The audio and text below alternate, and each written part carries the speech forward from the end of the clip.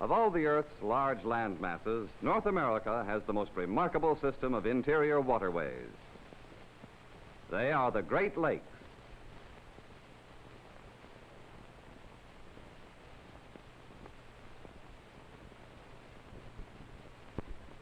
Being connected to each other and the Atlantic Ocean, they offer a water route reaching over 1,000 miles into a region with vast natural resources, major population centers, and intensive industrial development.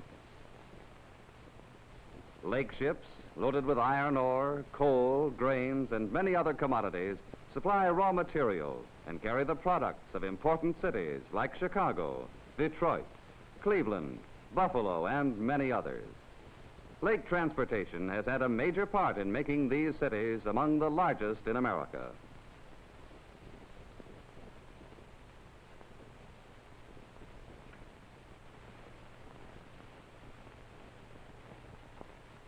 This is the traffic pattern of the Great Lakes, the line's width indicating the approximate volume of cargo. The St. Lawrence River drains the lakes and connects them with the vast ocean commerce. Yet only a thin trickle of shipping joins the lakes with ocean trade through this outlet. Two natural barriers limit this traffic. The first is Niagara Falls. The waters draining Lake Erie flow swiftly across the Niagara Isthmus, finally becoming a rapid, and then pouring over a bluff in a 160-foot waterfall. Below the falls are more rapids. For almost 300 years, man has struggled to get ships past this obstacle. As early as 1824, a canal with 39 locks was built to bypass the waterfall. The canal was repeatedly enlarged as lake traffic increased. In 1932, the fourth and newest canal was finished. It is the Welland Ship Canal. For many miles, the canal runs across the flat upper level of the isthmus. The Welland Canal is entirely on the Canadian side of the Great Lakes. It descends the high bluff in a series of 7 locks.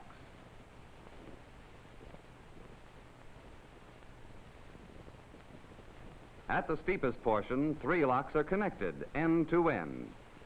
To speed traffic, a double flight of locks has been built at this point. The double locks can handle ships in both directions simultaneously.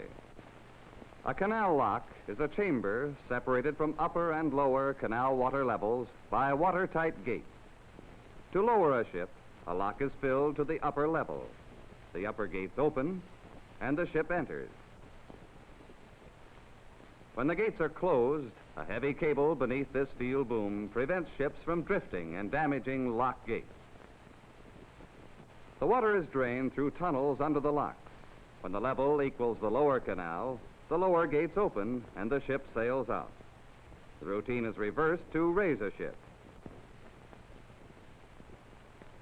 In this empty lock, the concrete shelf below the gates is an extension of the floor of the canal above the lock. When the lock is filled, a ship drawing 30 feet of water can sail over that shelf.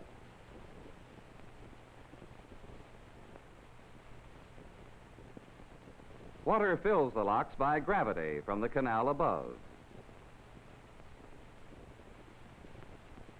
Electric power allows one man to operate the huge gates and valves for each lock. Each of the 7 main locks has a lift of over 46 feet. It requires about 20 minutes to raise or lower a ship. Therefore, the camera has speeded up this lock's action 100 times to show the routine more clearly.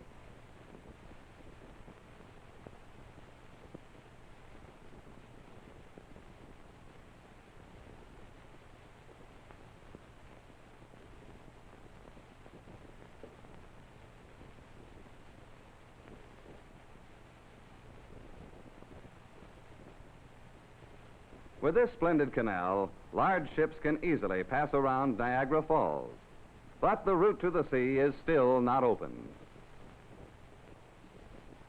After crossing Lake Ontario, ships meet an equally difficult obstacle in the St. Lawrence River.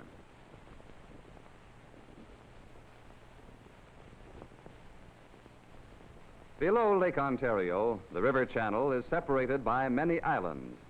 Here the beginning of a swift current may be seen. A short distance downstream, the current is still more rapid. This tanker's speed is only slightly faster than the current near the riverbank. When it accidentally swings out into the swifter main current, the steamer is carried downstream, backward. Not until the ship regains the slower side current can it again move upstream.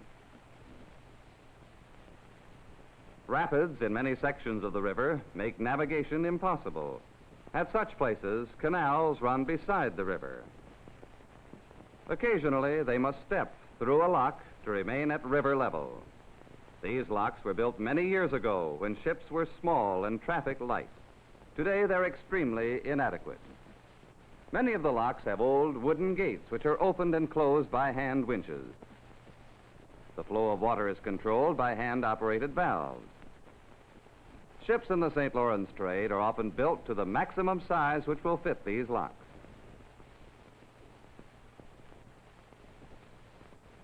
No safety cable protects the lock gate. A lookout on the ship calls back to men operating the mooring winches in order that the ship may be stopped just a few inches from the gate.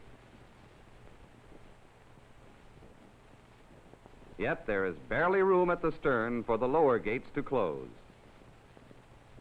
Tight mooring lines are needed to prevent the ship from drifting into the gate.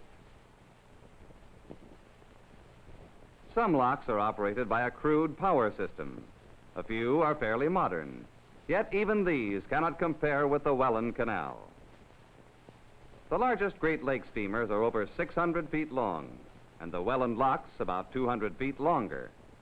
But the St. Lawrence locks are only 270 feet long and 14 feet deep, far too small for either Great Lakes or ocean freighters. This, then, is the effective barrier. These small locks prevent the full use of the modern Welland Canal, and so large ships still cannot reach the sea.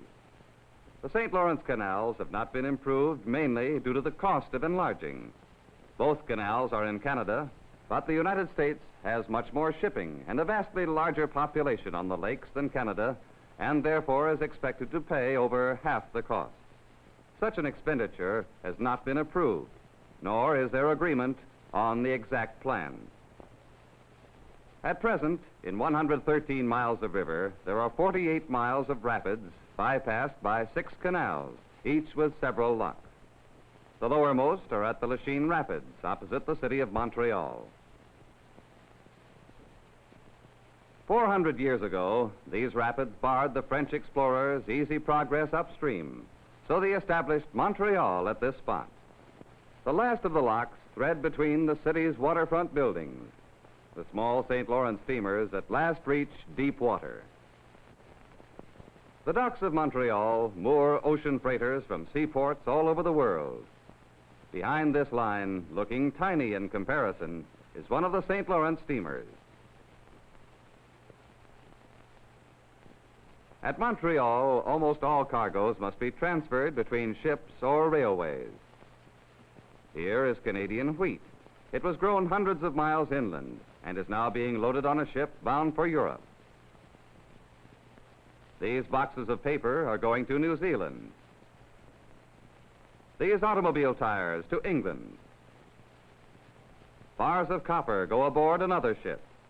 All these things come from the Great Lakes area.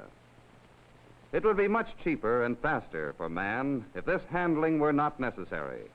But these products and countless others, whether being sent to or from the Great Lakes region by sea, must be transshipped because of the St. Lawrence barrier to direct shipment.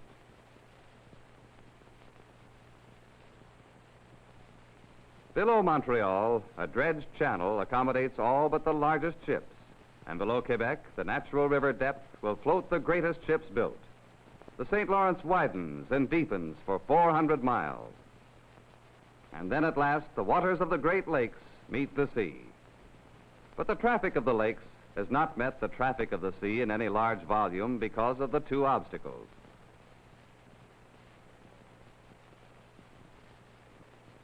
The Niagara Falls barrier has been overcome by the modern Welland Canal. Eventually, the canals and locks of the St. Lawrence will be enlarged. Then Midwestern cities 1,000 miles from the Atlantic will become seaports. Lowered shipping costs to this great market will aid American industry and agriculture and the use of Midwestern resources. Removing the last barrier between the Great Lakes and the sea will benefit every American in some way and have a favorable influence on the economy of many nations.